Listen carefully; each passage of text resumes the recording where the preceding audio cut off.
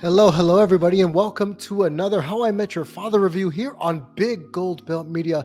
It is I, Damien G, and we are on episode 7 as we slog our way through season 1 of How I Met Your Father on Hulu.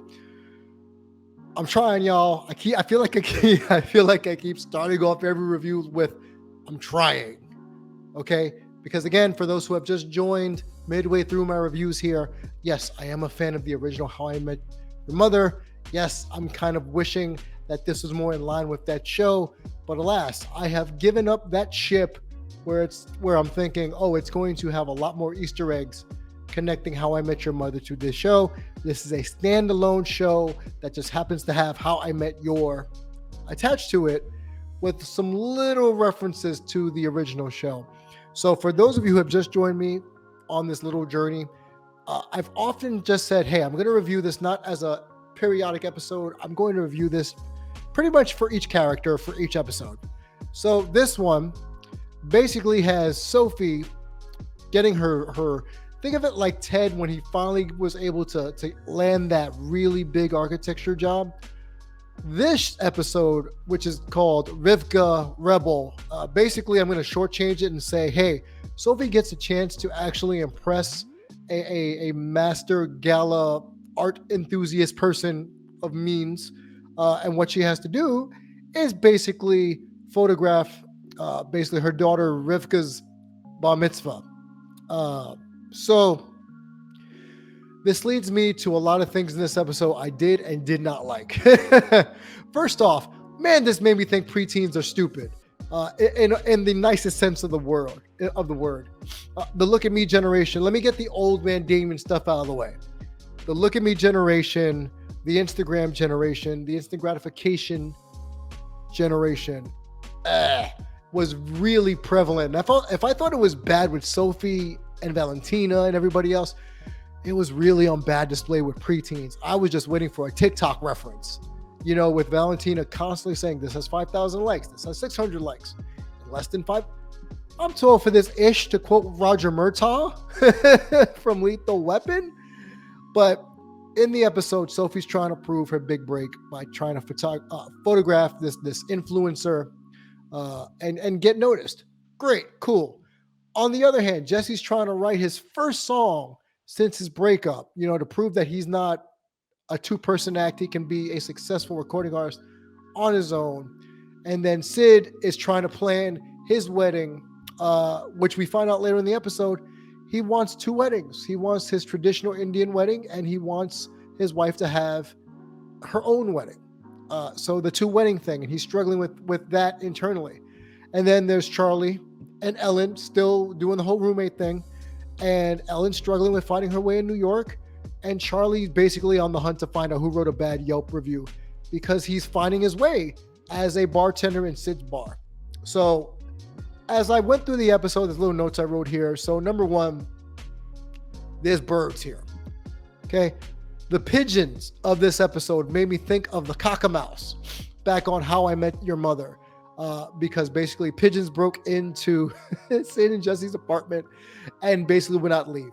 They had to call animal control, but even before that, they were procrastinating on one, planning the wedding on Sid's aspect, and two, Jesse writing that song that he said he was going to do. And they went down the social media, YouTube, TikTok rabbit hole, pigeon makeup, pigeon dances on TikTok. So they wind up painting their face looking like rejects from the musical Cats, while locking themselves in the bathroom because their apartment was being overtaken by bird shit, and pigeons abound, where they have a bonding moment outside on the fire escape, similar to what Ted, Marshall, and Lily would do on the roof of How I Met Your Mother. So I thought that was cool.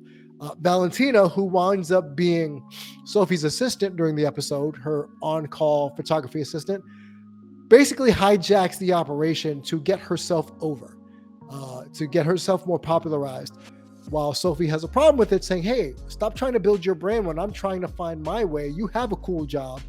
And it basically is admitted that everybody is struggling to find their way. And I felt that in this episode, they were the most human than in every other episode I've really thought of during these 7 episodes I've watched, where everybody's struggling with something. in terms of their work. Sophie's struggling with her photography stuff.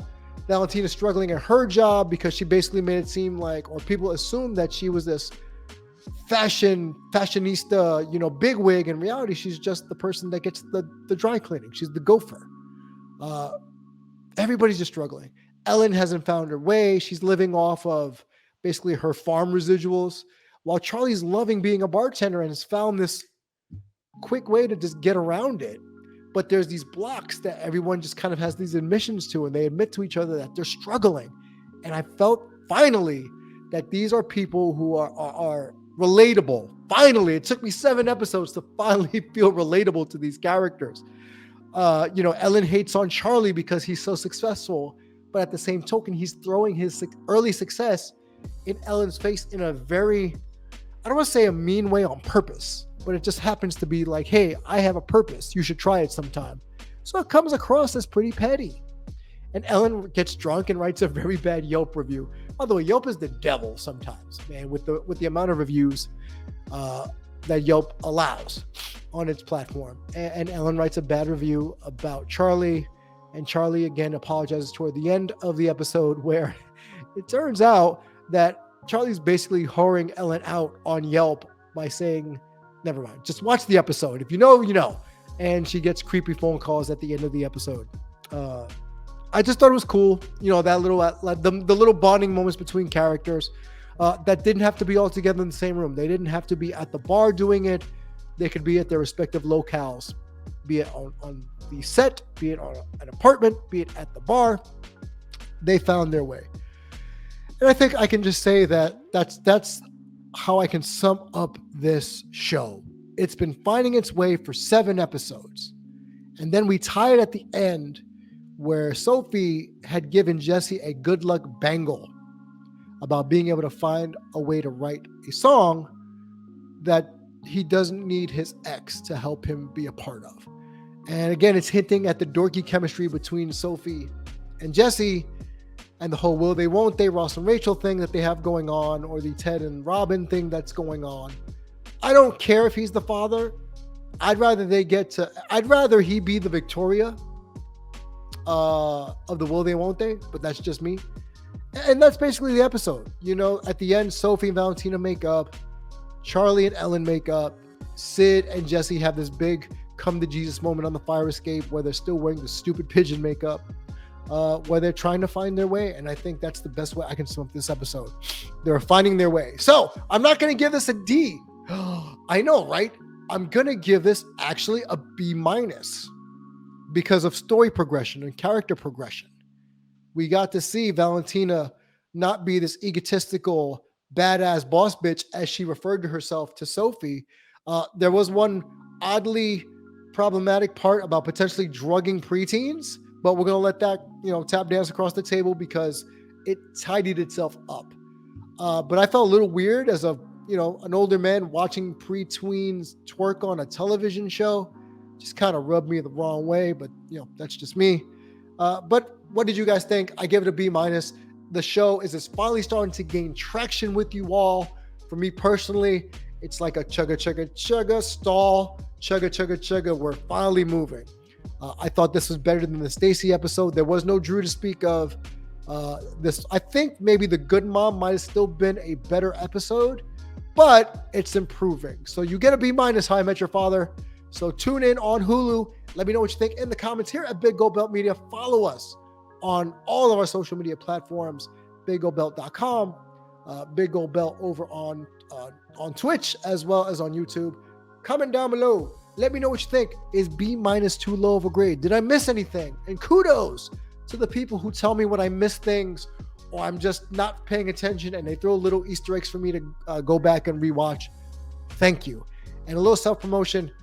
Feel free to check out the retro cartoon rewatch that I do where I watch cartoons from the 70s, 80s, and 90s. I review them in real time and react to them in real time over on Twitch and on Facebook. Find that at Damien G Show. 9 times out of 10, the cartoons suck, but it's a labor of love and I enjoy it. But again, for these shows here on Big Gold Belt Media, I thank you. Go check out our reviews on Peacemaker. Myself and Terrell typically cover season 1 of Peacemaker. I wasn't able to do the season finale, but Terrell knocked it out the park, so go check it out on the YouTube page. Aside from that, I'm Damien G. Find me on social media at Damien G Show all across the board. That covers Twitter, Twitch, Instagram, Facebook, and the like. And I'll catch you in the comments.